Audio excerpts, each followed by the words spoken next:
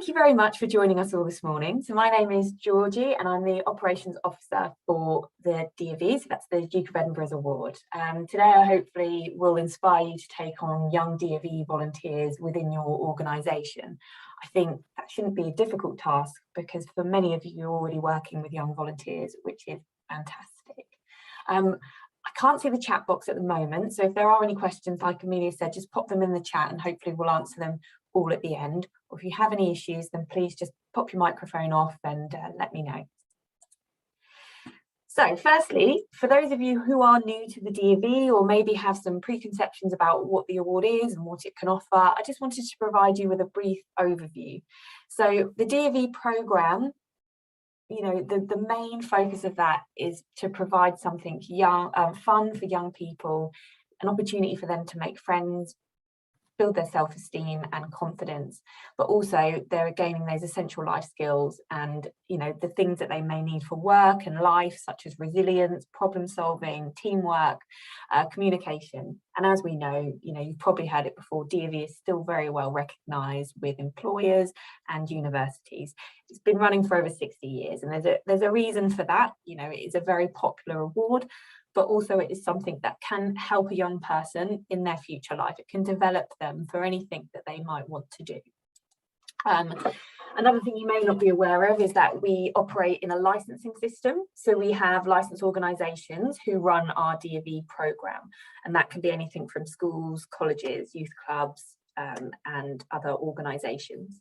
We are a registered charity. We are funded by donations. We have a cost attached to the licence fee and the participation places for the young people, but very often we are funding those as well.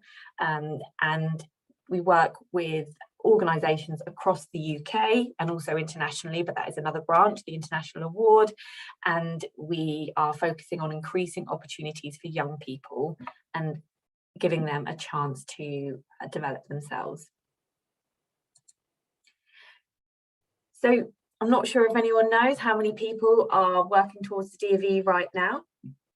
I can tell you that at the moment in our last, because we still work April to April, our financial year, we had over 300,000 young people in the UK start their DofE journey. But for this session, I think it's important to note that from that, there were over 2 million hours given for volunteering through our young people. Okay, so that's a lot of volunteering hours that they are providing within their communities, within their support networks. And, you know, what we want to make sure is that every young person has the opportunity to do their volunteering, which is what I will talk about a little bit in this presentation. So again, just reflecting on our strategic ambitions, you know, DofE may be seen by a lot of people as something that only specific groups of young people take part, and that really isn't the case. You know, our 5-year Youth Without Limits strategy is to make DofE more accessible and more relevant to all groups of young people. That includes marginalised young people as well. So we want to have over 1 million young people taking part over the next 5 years, and a significant proportion of that to be those who face marginalisation, who wouldn't be necessarily the DofE kids that you might think in an organisation or a school. And that's why it's really important that I spend time in the local community with groups that will engage young people who might not be engaging in school at this time. So I think it's really important, and I'm very thankful that I have the opportunity to come along to sessions like this and to talk about, you know, what the DofE wants to achieve. So again, if you're not fully familiar with this, the DofE Award operates in 3 levels. So we've got the bronze, which can start from the academic year they turn 14 if they're in a school. If they're in an external organisation such as Scouts or a youth group, it's when they turn 14, and that progresses right up until the gold. And as you can see, for the gold award, they will be volunteering for 12 months at least. If they go in at direct level of gold, that extends to 18 months. You know, so the young people here, they really are dedicating their time to volunteering. This isn't something that they'll just do for a weekend. You know, the idea is that they commit and they can see something through for an extended period of time. We've got the 4 sections of bronze and silver. So there's not only the volunteering section that they need to complete, for the minimum of 3 months. There's the physical, the skill, and then they go on expedition, which might be the traditional DofE you think of as kids with big backpacks. They still do that, but there are obviously lots of options and flexibilities now for whether they do that in the more traditional way, or whether they take on something like a restricted spaces expedition or an urban expedition as well. Lots of different options. Sorry, just lost my thread what I was going to say. And I'm going to play a video for you just to talk about the different ways and different young people that we have engaged. I'm hoping this sound is going to work.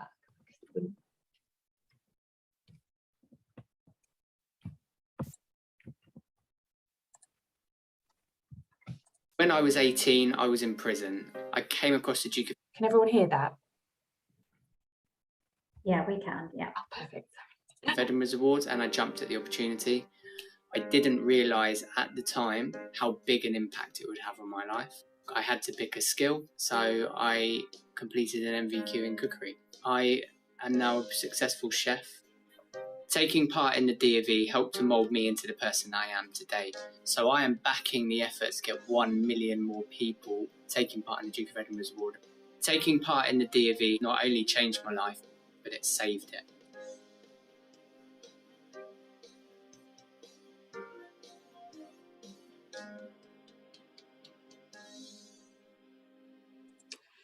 So John here is an example of just one young person whose life was changed through the DofE programme. We run DofE in prisons, youth offending institutes and secure estates, and from that they are able to take on new skills or develop themselves. You know, and this can lead to a future career. I mean, myself, I volunteered at the National Trust when I did my DofE at gold level.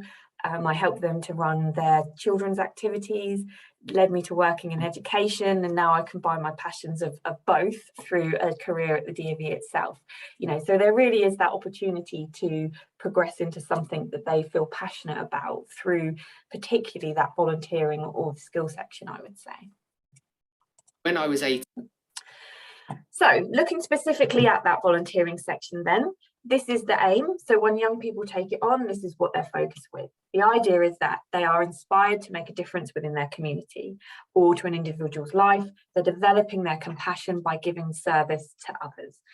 So I don't have to sell that to you all because you all work with young volunteers or volunteers within charitable organisations anyway.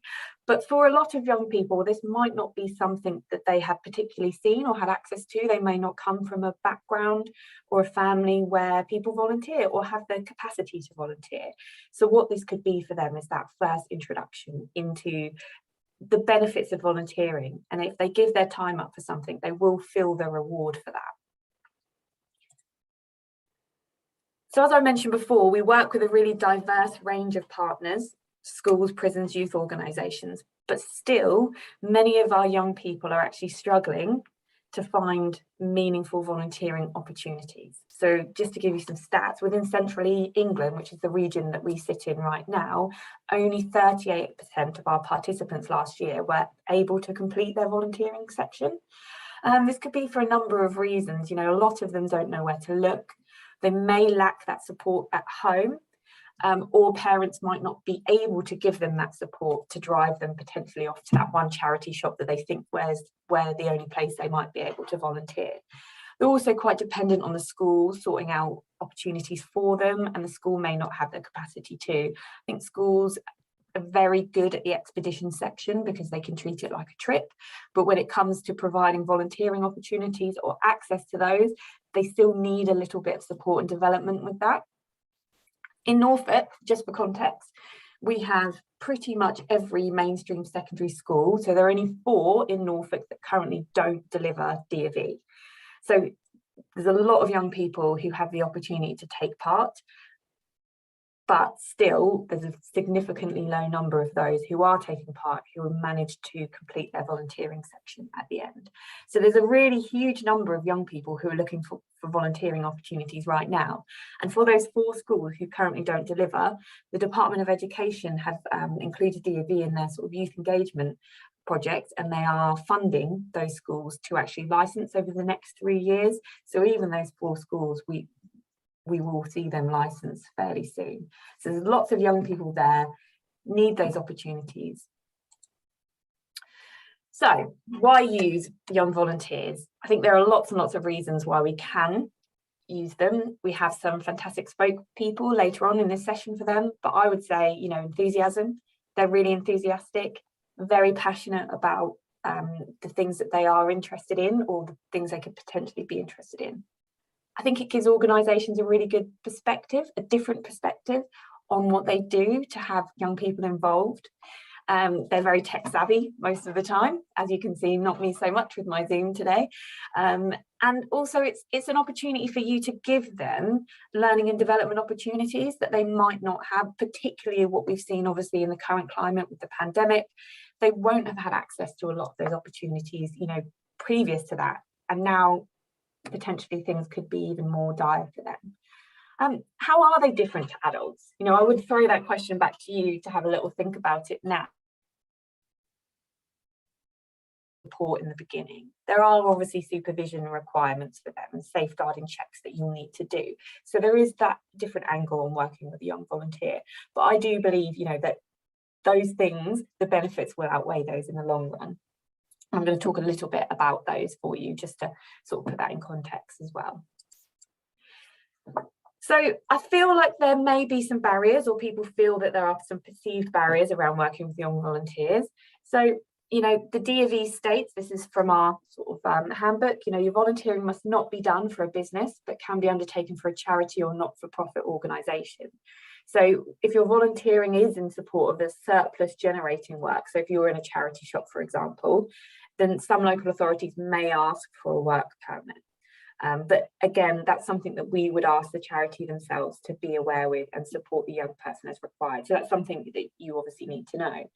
Volunteering can take place in something that works as a business. So for example, a library, as long as it's not replacing a paid member of staff. So they wouldn't necessarily be able to volunteer as a librarian or doing a job like cataloguing books, because that's someone's paid role, but they could help with the summer reading challenge, or they could go in and read to children or to the elderly, or help with research on their computers, something like that. Time commitment is often seen as a barrier. You know, the fact that they'll only be with you for a short number of times.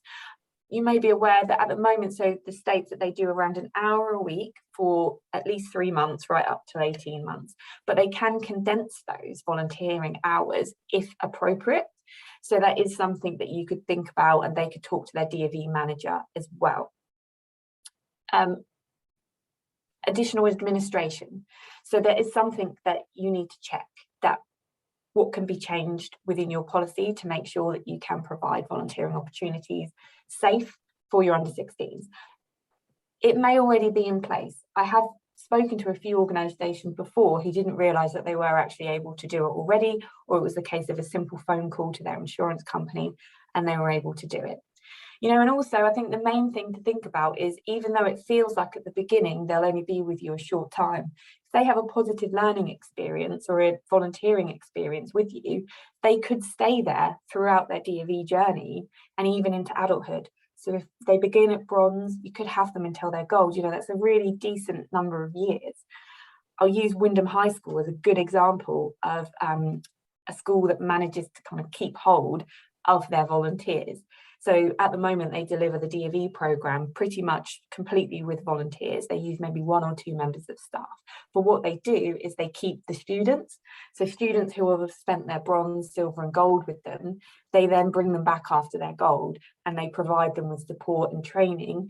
And they're now the ones out helping them lead expeditions. The DofE manager himself was a DofE participant at the previous school. So, you know, it may feel like they're only with you for a short time, but I think if everyone has a positive experience, that's something that they'll continue to do, you know, even past their DofE. So what needs to be in place? So again, I'm not the expert. I won't give you the specific needs and wants, because they may vary depending on your organisation. But working with volunteers is a very rewarding venture, and you know, you must be able to demonstrate that you can keep them safe. So what I've had here, and I will share this for Amelia to circulate, is some links to the things that you may need with regards to insurance, safeguarding, supervision. The NSPCC website is fantastic for finding out all the information that you need, And Voluntary Norfolk, of course, has lots of great information, including their good practice guide, which is really, really detailed and really will go through everything that you might need if you're not currently working with young volunteers. Just check your employability liability assurance to make sure that it covers young volunteers. So these things are just checks, and again, that's something that Voluntary Norfolk, I'm sure, or myself could help you with as, you know, a bit of a support there. So with regards to DofE, what you would need to do, the only thing that you would be asked is to complete something called an assessor's report at the end. So you could do this online, or as you can see here, there's a paper copy. When all the students, the participants first sign up, they get a little logbook. And some of you who did your DofE yourself, you might remember these logbooks. They still have them, even though we have an online system now. And you just need to fill that in, just confirming that they've done the activity for the time amount allowed. So it's really not a strenuous journey. There's nothing else that you would need to do for that, apart from just sort of agree to be their assessor at the beginning of their journey, and then complete this assessor report at the end. So we are expanding our reach to more marginalised groups, which means there will be more young people struggling to find those accessible volunteering opportunities. You know, how can I support you? What I'm here to say today is that I am aware and able to support you with your journey for young volunteers. I look after DofE in Norfolk with the licensed organisation, but that also spreads to supporting local organisations and communities to build and develop their relationship with DofE managers or licensed organisations. So I feel and believe that I could help you to be empowered to do that, to reach out to those organisations that are currently delivering DofE. I can organise and facilitate meetings with DofE managers and be present at those as well with you. I can support you with in-person visits to the centres so you can talk directly to young people. I know Heidi will talk to you a little bit about that, but I really believe that for those young people who aren't able to travel outside of their school gates to go and volunteer at a separate organisation, there is a lot to be said to the organisations going into the schools and talking a little bit about what they do and what they can offer there. We run cluster meetings, so the DofE leaders and volunteers within our licensed organisations come along. You'd be more than welcome to come and talk or just listen at one of those meetings. We have flyers and templates that you would be able to tweak and adapt to fit what you would need out of a young volunteer in line with the DofE programme, so you can advertise that. I can help you to write those assessor reports. And also, if you would like to be, you could look into becoming an approved activity provider. So an approved activity provider is a quality standard on an organisation's activity. It demonstrates that it meets the programme and sectional requirements of the DofE. So essentially, we would have an agreement with you that shows that you would attend some training, understand the needs of the programme, and would be able to offer the section in its entirety. So for example, you would say, I can offer a young volunteer a 13-week programme here at my organisation.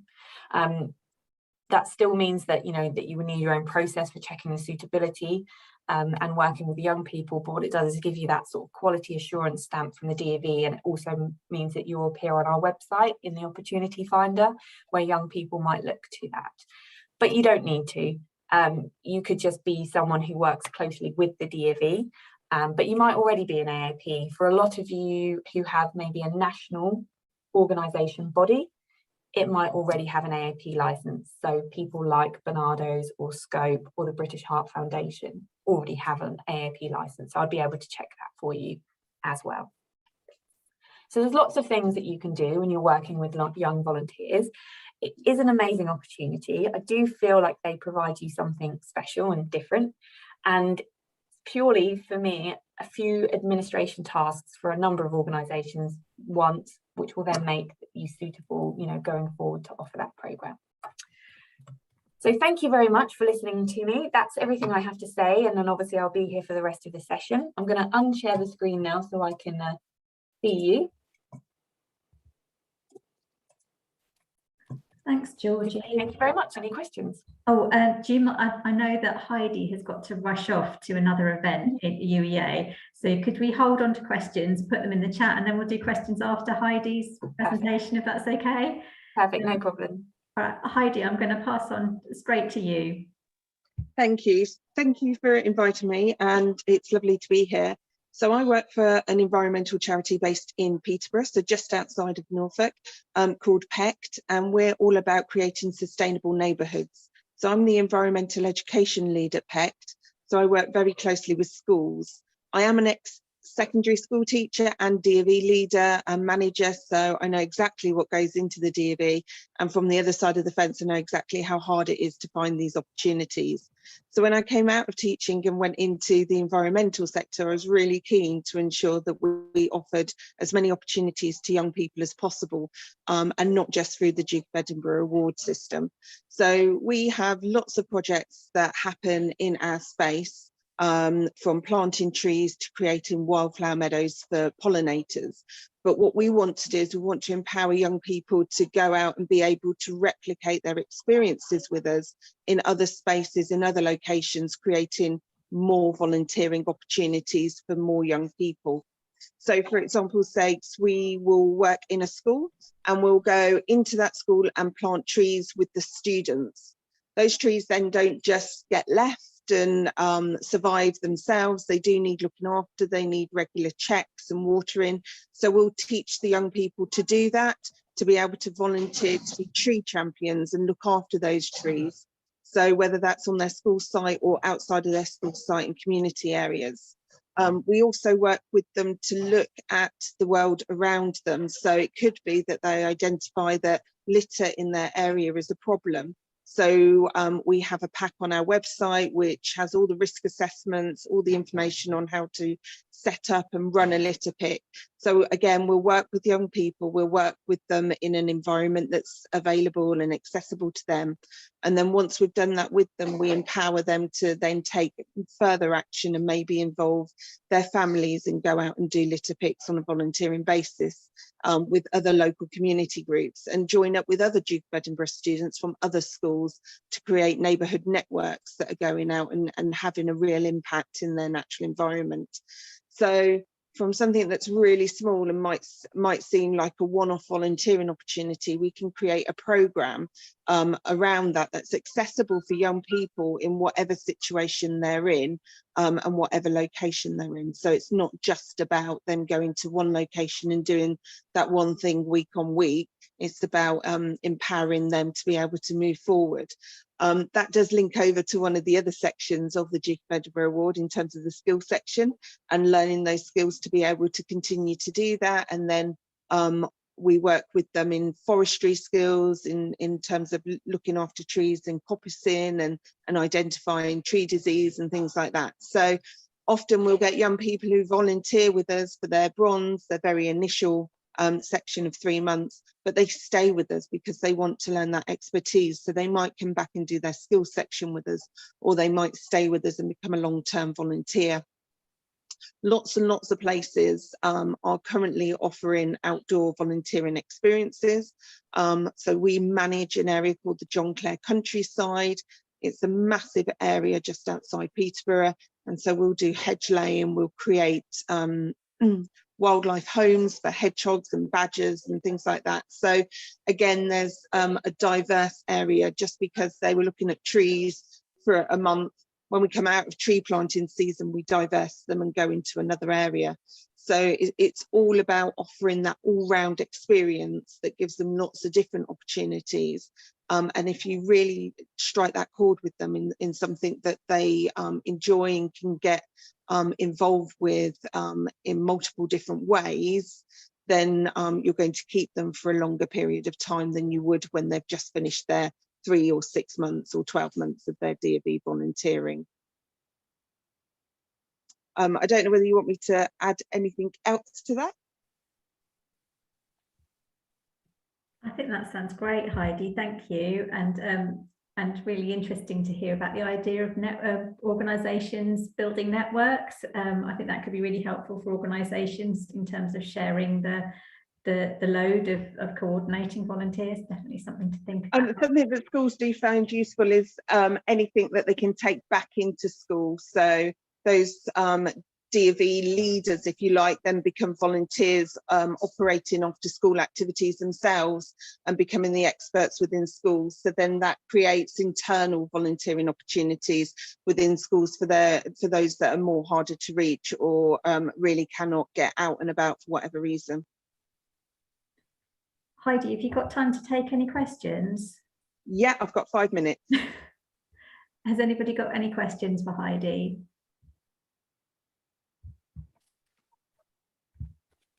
I would say, just from me, obviously, I've heard a couple of times Heidi talk about the fantastic work she does in school.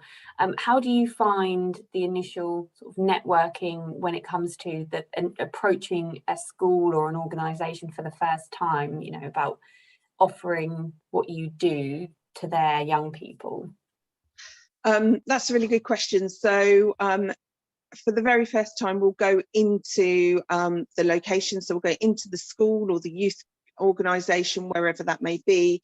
We'll talk to them about our work, and then we'll do a recce of the space in which they currently are in. So whether that's school fields, school grounds, the park across the road from the youth club, or just the building that they're in, to kind of look and identify things that maybe they can improve. So whether that's planting programs, like I say, whether that's litter picking, whether that's finding an allotment that they never knew was next to them that they can kind of get involved with and bridge that generational learning gap.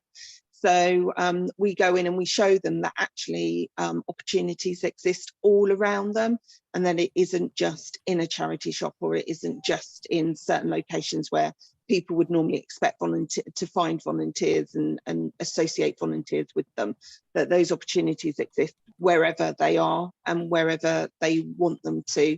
You just got to find what the need is and then fulfill that need.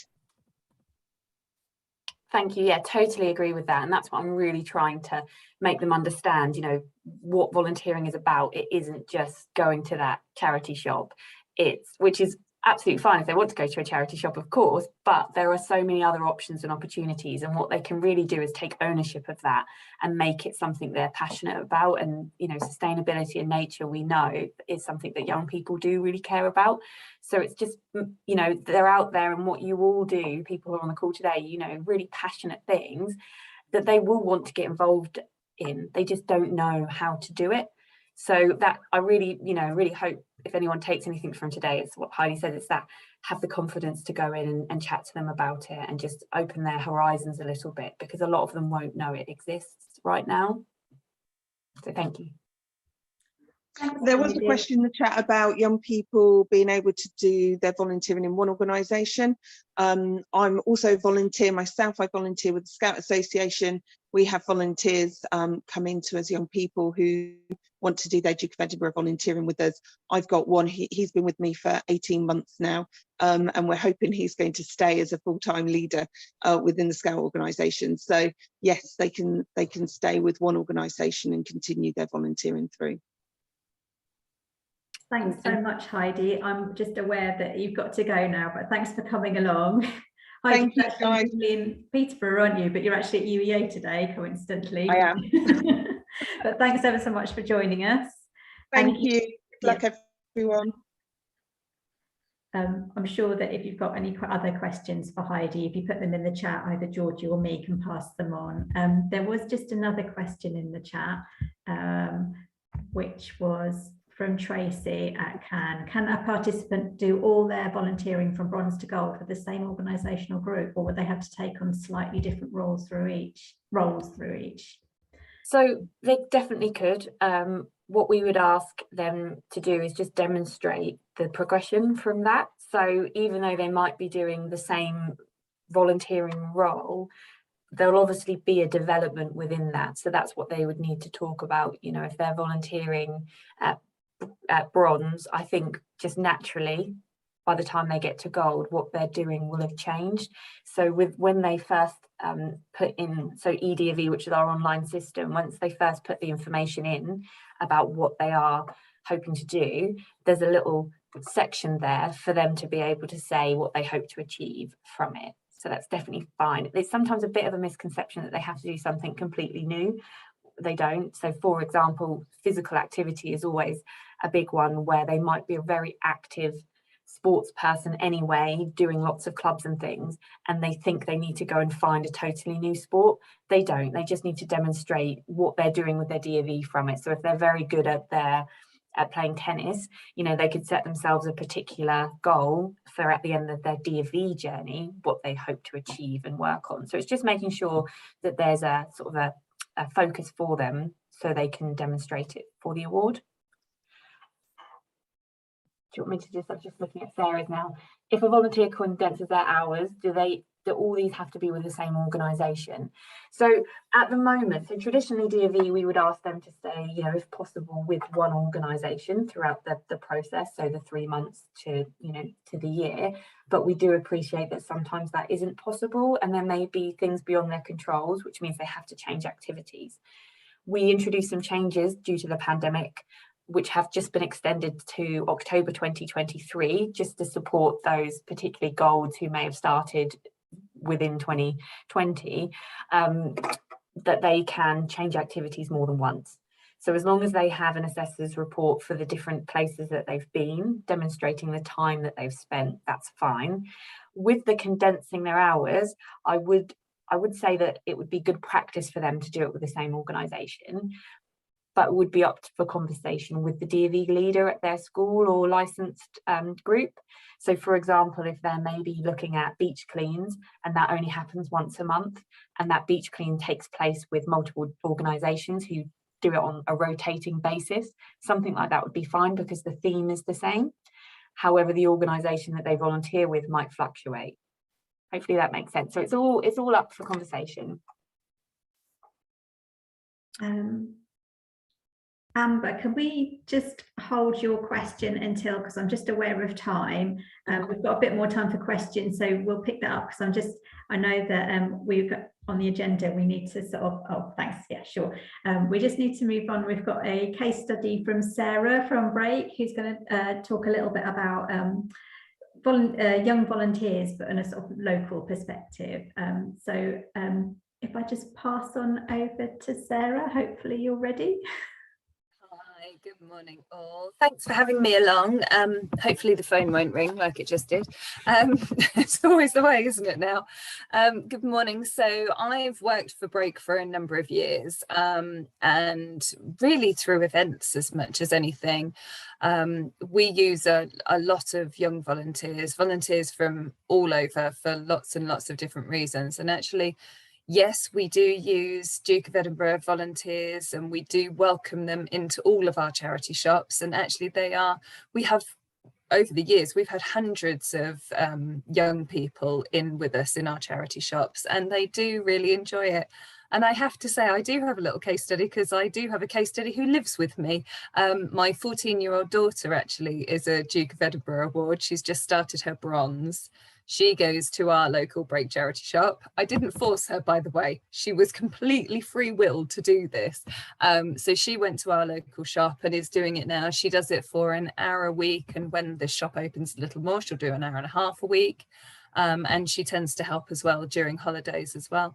And she is absolutely loving it. She loves the opportunity to see lots of different people, to speak to different people, to do things that she's never done before.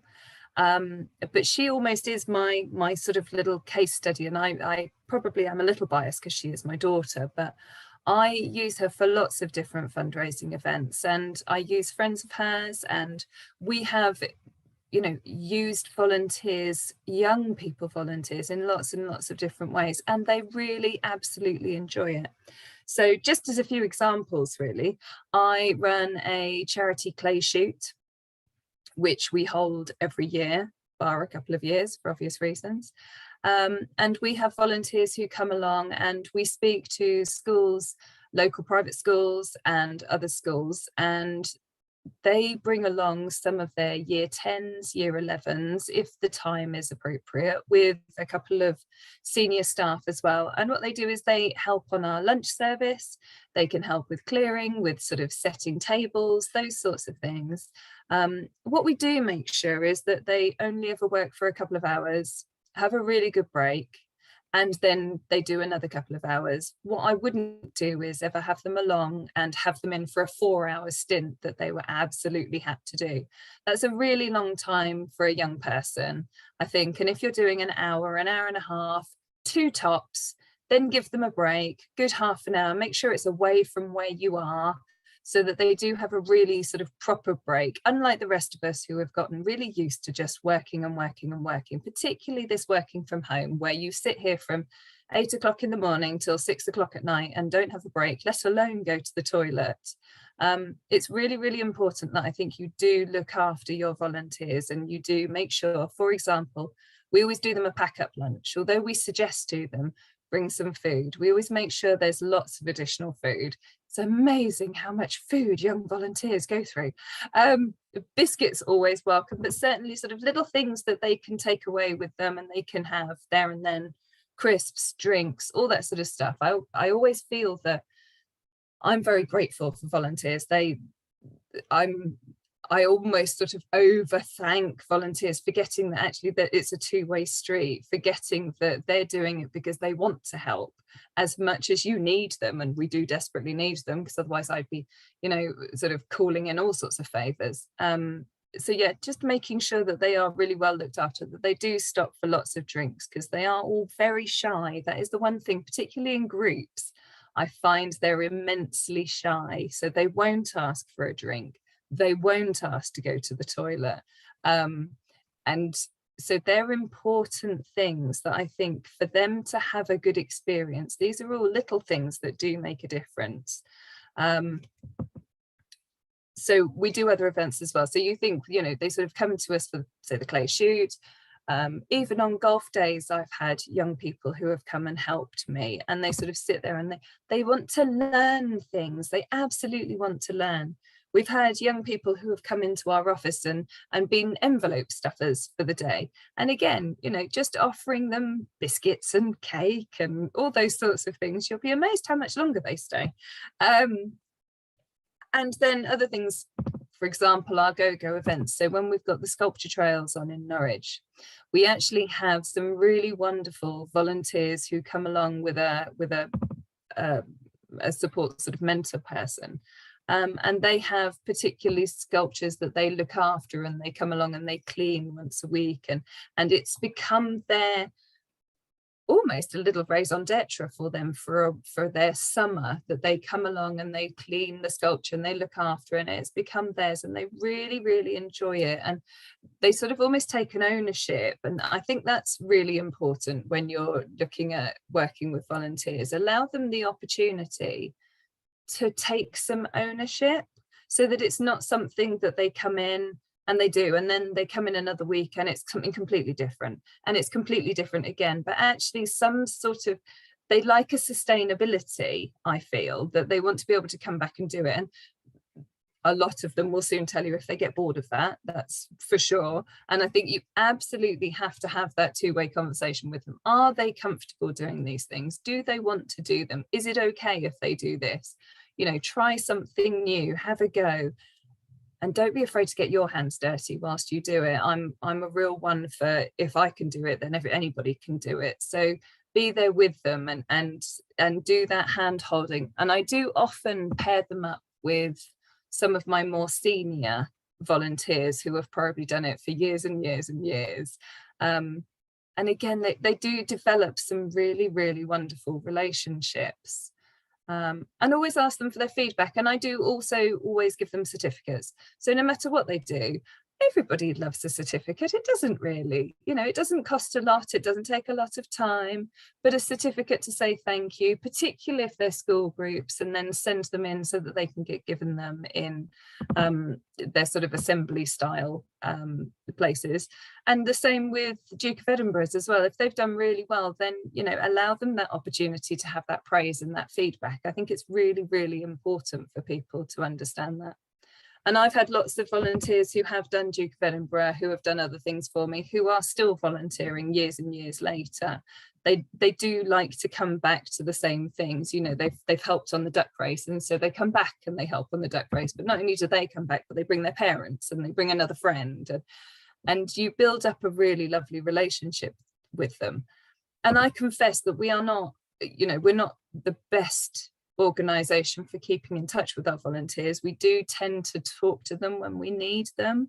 If only we had the staff and the ability to be able to talk to them all of the time, but we don't have that.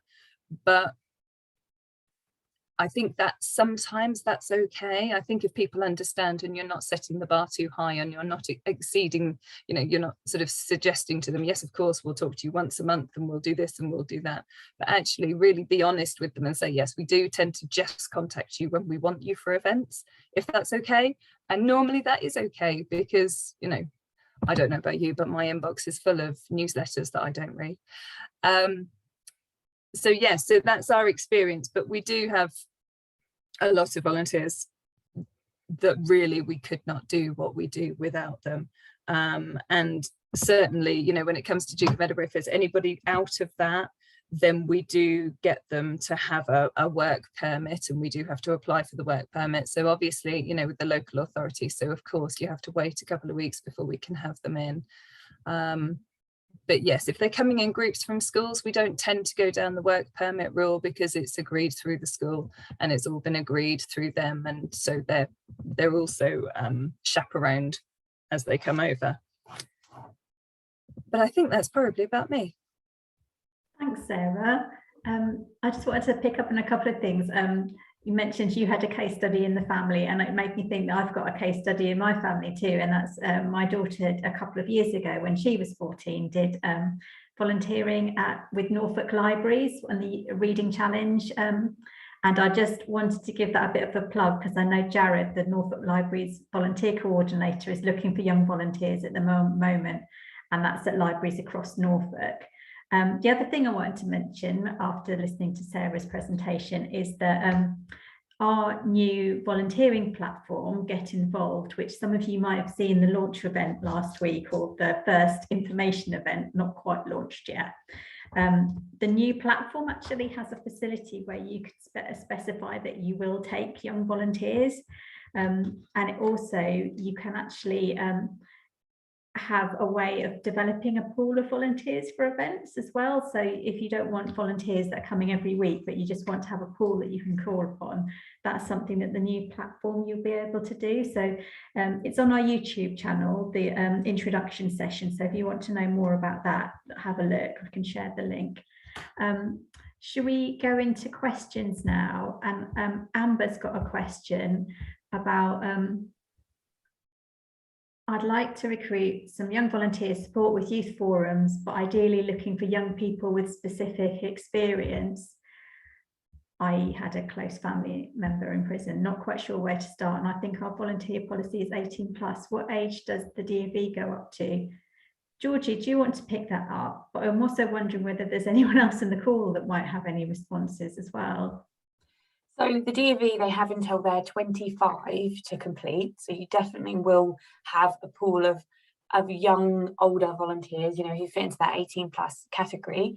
That's something I can always talk with individual schools and DofE managers to see if there are any young people who might have that lived experience who would be willing to contribute to that. I would also say that there might be some, under 18, and like what we're talking about today, if it's a case of maybe just asking a few questions to see if your organisation would take on younger volunteers. Say if we found one who does have, that close family member who's been in prison, but they're 17 or 16, for an example, then potentially looking at how that barrier could be removed. But from just, a case of putting you in touch with potential volunteers, we could look to ask our golds, who are generally in that sort of 18+ category. Amber, sorry, I can't see on the chat. Which organisation are you representing today? I work for Almost and Family, so I'm a service user involvement officer, but my role is really new. We've got a volunteering manager as well, but I'm going to try and work quite closely with her because I think there's can be quite a lot of links between what I do and what she does. But I would like to get a lot more young volunteers because I think it's really valuable. Amber, I don't really know the answer to this, but are you linked? Obviously, you're all Ormston, but do you do much with OAT? So with the Academy Trust for the schools, are you quite separate organisations? We're quite separate. Oh, okay. Because the only thing I was thinking about with volunteers is that they have a very big D&V strategy. So there is someone on their executive team who deals with D&V at all the schools, and obviously then you get the volunteers. So if there was any partnership there, you could try the Ormston academies in the city. Yeah, I mean, I'll talk to it. It's not really my area of expertise, to be honest. So I'll talk to a volunteering manager about it. But definitely think it's worth thinking about. Yeah. I think for me, it's a bit like I'm not sure like how much opportunity there's going to be for them. It's a bit more about having like a pool of people to help when we have, like, say if we have a youth forum like in the half terms and summer holidays, because I think that's probably what it's going to be like. But I'm not 100% sure, so you need to have kind of a bit more of a solid offer for them, don't you, before? Yeah, well, we do have, so with D&V we have like a young spokesperson consent form that we send them, and we ask them that if we were to call on them, if we had any needs, would they be willing to be called upon? And they might not, you know, if things happen that are unannounced, like the Duke's passing, someone in the media might want to speak to a D&V participant in Norfolk, and we've got like a bank of people. But it sounds like it's a bit of a similar thing, because you might not need them, or something might come up and you think, so that's what works for us. I'm not sure what other organisations do. Lisa, I noticed you've got your hand up. Did you want to say something? I was just thinking actually that, Amber, you should probably get in touch with some of our people here at Break, because actually we've got some young people who already participate in forums who would probably be ideal for yours. Yeah, that's good, especially if you've got some young people who've had experience of being part of a forum, but they're a bit older now and they want to support the setting up of another forum. That would be amazing, actually. That would be really helpful for us. Can you put your contact details in the chat? And then yeah, or I'm happy to sort of introduce you by email if that's easy as well. Yeah, whichever is best. Thank you, that's really helpful. Is Lisa from Nelson's Journey? Did you have your hand up? Yes, sorry, I think my internet connection was a bit unstable at the time. I was just going to say to Amber, the majority, not all, but the majority of our young volunteers at Nelson's Journey are young people who've used our service. I don't know, again, sort of how much support young people might receive from Ormston families in terms of if they've had support as a young person while somebody in their life has been in prison. It might be that in a similar way to the young volunteers at Nelson's Journey, when they've completed their bereavement support with us, if they want to, one way they can sort of give something back to the charity, if you like, or continue to have contact with the charity and help us to develop our services, is to become a young volunteer. But we only take young volunteers once their bereavement support has sort of come to an end, if that makes sense. So they're in a emotionally sort of resilient place to be able to volunteer. I don't know whether that would work in a similar way, or could work in a similar way for your organisation. I think it could. I'm not 100% sure. I think at the moment it'd be good to have somebody who has experience of being part of a forum and maybe has that experience of having a parent in prison, but we haven't got the kind of communication methods set up at the moment to keep in contact with past service users, because I think going forward that would be a really good way of working. But I think to begin with, I'm not quite sure how we'd do that. But I think it's a good idea. I'm just going to move us on to the next question, because I can see that Angela's asked a question in the chat about the Green Care Network. And you've got 200 members across Norfolk who are part of the Green Care Network, and it occurs to Angela that some of them might have opportunities for D&V participants.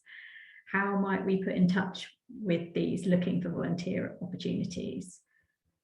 Georgie, did you want to pick that up? Because I think you've already started to make contact, haven't you, with Nigel at the Green Care Network? Yes, so I've done a little recording for Nigel because I wasn't able to attend his session tomorrow about connecting young people with nature. And within that, I have advertised myself to support organisations with anything that they may need with regards to connecting them. You know, your 200 members would be fantastic for me, to be honest. So I would say, just if you know, at the end, if Amelia shared my contact details, just drop me an email. I'm happy to come and talk at any events that any of you might have, even if it's just about sort of raising the awareness and the profile of DOV and what we do. Like I said, we have thousands and thousands of young people every year looking for volunteering opportunities, and you know, 62% of them aren't finding them. So anything I can do to spread the word would be brilliant. So hopefully the session tomorrow with Nigel will help, but feel free to, you know, drop me an email for any other support that you might need. Does that answer your question, Angela? Yes, it really does. I know Nigel gets about, but I didn't know that he'd actually spoken to you He's already. found his way to me. Yes, I'm involved in the Papillon project as well, so I know it's sort of come to me from both angles. So I'm very keen to promote both at the moment. And I'd also like to write to you about Outpost as well, but I won't take the time now. Yeah, no problem. I'll drop you an email. Thank you. No problem. Has anybody else got any other questions?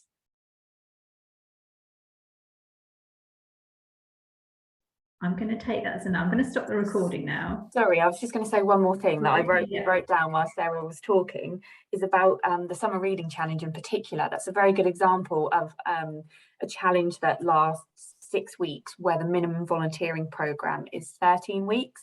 So very often organisations think they can't use DOV volunteers because the time limits don't work. What volunteers can do, including in their programmes for up to a quarter, is planning and preparation. So even though the actual activity that you may have only lasts 6 weeks, for example, they could themselves, through some support from you if you need to, create a prior research planning task, you know, learning about popular children's books or authors or tasks that they might want to do. So don't let that ever be a blocker or a barrier, because there are things that we can do with that young person in that planning stage to make the time fit.